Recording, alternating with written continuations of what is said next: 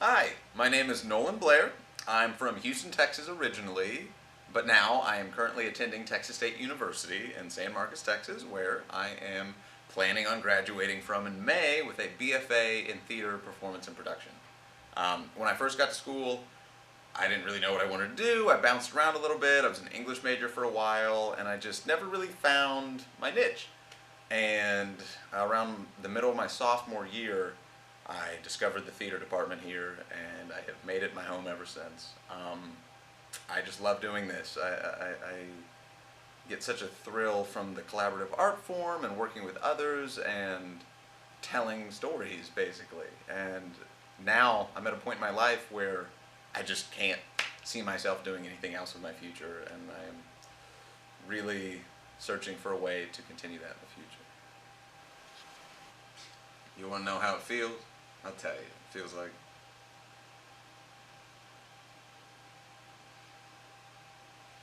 the middle of space, floating alone, driving late at night down a deserted road, headed directly into a perfect dark that somehow gets darker. And the road and woods and sky all roll up together into a huge gateway that's always opening, just opening as you get there. The feeling of the steering wheel and the dashboard is so familiar, so owned by you. The girl, the victim, is in the seat beside you, and you're more alone than if she wasn't there. You understand? A lot of guys would try to deny this, but I feel we can be honest here, don't you? The victim owes you her breath. It's not hers anymore. From the time she trusted you, from the time she failed to protect herself, if you don't want her to breathe, if it gets to you at any point, what do? You kill her. That's logic. So, I was auditioning for the spin-off series Entourage 2. And it has a different setup because in this one there's an up-and-coming actor who's starting to make it big in the movies, but he's played by somebody else, so the implication is it's another character. His name is Bradley Wood, and he's the lead. And in this version, his entourage is this old dame who's his agent, and this young guy on coke who's his manager, and his best friend from high school who's this girl who has a crush on him. But she has this disease that gives her convulsions, so she can never kiss anybody because she gets convulsions. So he's been having an affair with his older agent lady, but he's thinking of moving on to another agent. So the scene is between Bradley Wood and his lady agent.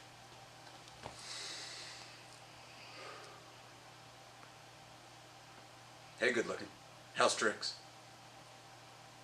Well, yeah, it's true. I did meet with some other agents at CAA. I gotta tell you, they were pretty impressive. I mean, they can call up Julia Roberts. They can call up Sandy Bullock.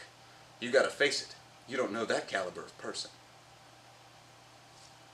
What?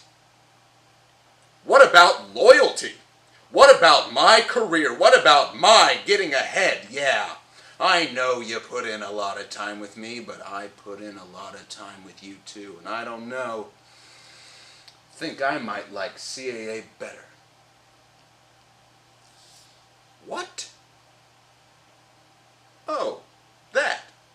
Well, yeah, just 'cause I go to another agent doesn't mean we have to stop sleeping together occasionally. Well, I think it's occasional. I mean, I sleep with other people too. I want to be successful. I can't just sleep with one old broad all the time. Oh, I'm sorry. Don't cry. I think of old broad as a term of affection. Oh, yeah? Well, fuck you. Okay, so the summer that I turned 14 or 15, my dad took me to New York for the first time. And the reason he did that is because it was the last year that Yankee Stadium was open. So he'd always wanted to go see a Yankee game there, and I just love baseball, so I of course wanted to go with him.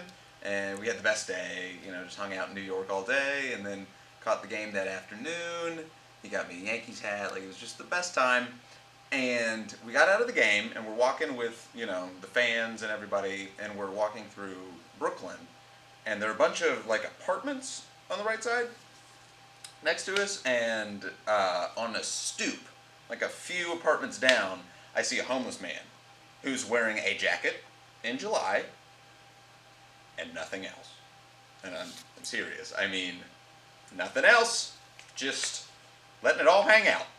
And so I start pulling on my dad's sleeve, like, Dad, look, Dad, there's a naked man, look.